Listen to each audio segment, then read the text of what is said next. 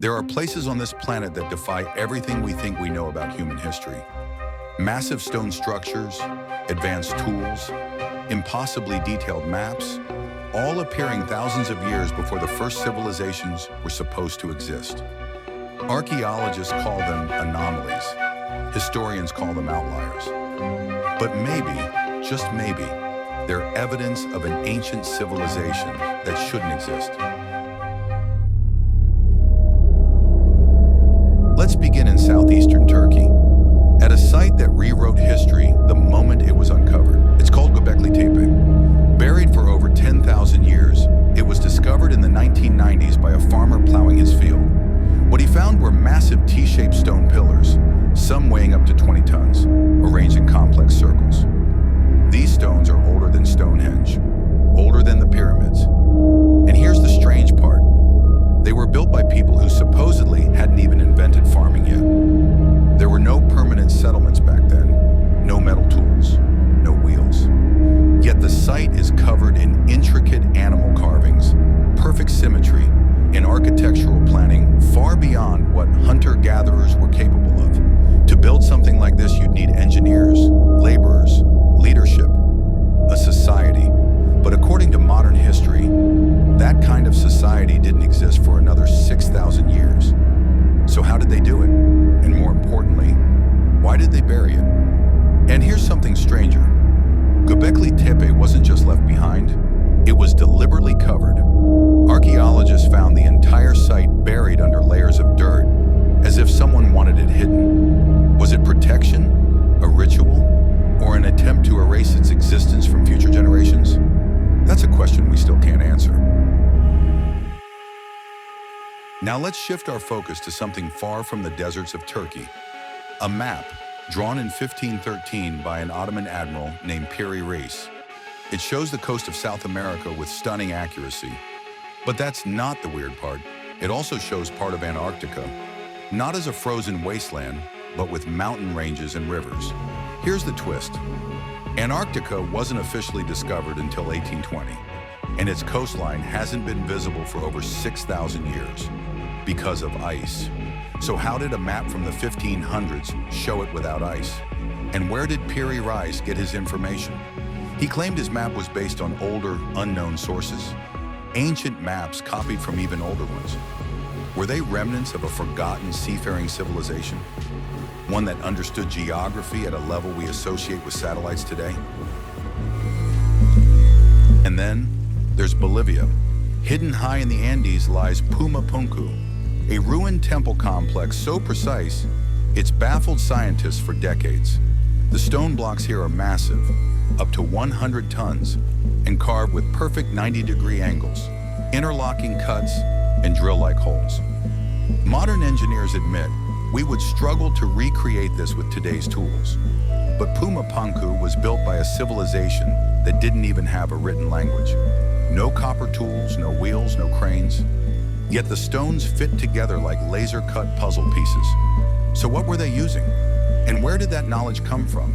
And why do we see similar techniques in places that were never in contact? From Egypt to Peru, from Mesopotamia to India, cultures oceans apart were carving and assembling stones with methods that suggest a shared engineering legacy. Is it coincidence or the fingerprints of an earlier civilization they all descended from? Out in the Pacific Ocean, off the coast of Micronesia, lies one of the world's most baffling ancient ruins, Nan Madol. Built atop a coral reef and connected by a network of canals, Nan Madol is often called the Venice of the Pacific.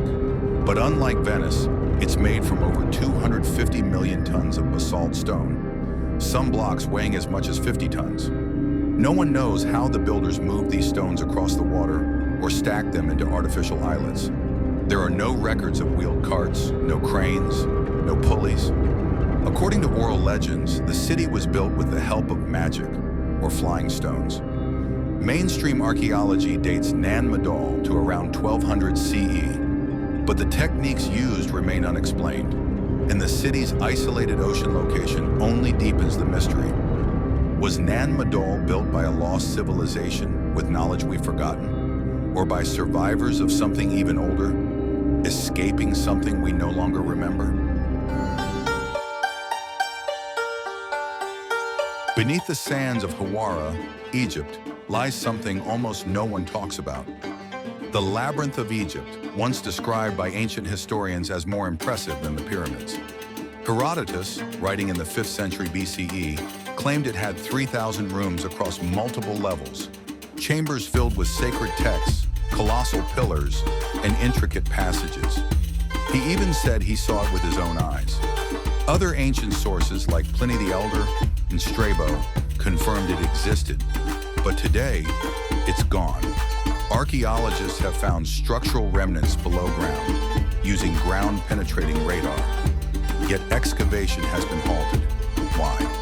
Some believe the Egyptian government is deliberately avoiding the site. Others think what lies beneath could rewrite everything we know about pre-dynastic Egypt. Was the labyrinth real? And if so, who built it? And what knowledge did they store inside? Across the globe, we find evidence of technologies that seem out of place. In Egypt, spiral drill marks in granite harder than steel. In India, ancient temples cut from single stones with such precision, some believe it was done with machinery. Then there's the Baghdad battery, a clay jar from 2,000 years ago that may have produced electricity, and the Antikythera mechanism, a Greek device so advanced it could track lunar phases, eclipses, and even the timing of the Olympics. All from an era supposedly lacking even basic gears. But even more puzzling is the silence that followed. Why didn't such devices become widespread? Did this knowledge vanish with one person? Was it stolen, or was it suppressed? The sudden appearance and disappearance of such technology suggests it wasn't part of a slow evolution, but rather a fragment of something older, passed down, and then lost again. It raises a powerful question: was human civilization more advanced in the past than we're told? And if so, what happened to it?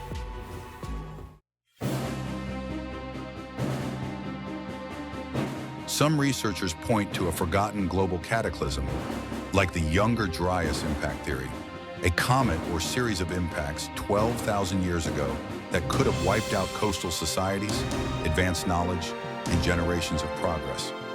If such a civilization did exist, all that might remain are scattered ruins, misunderstood tools, and ancient maps hiding in plain sight. Mainstream historians reject this idea. They say there's no proof, but maybe the proof is too old, too damaged, or too dangerous to accept.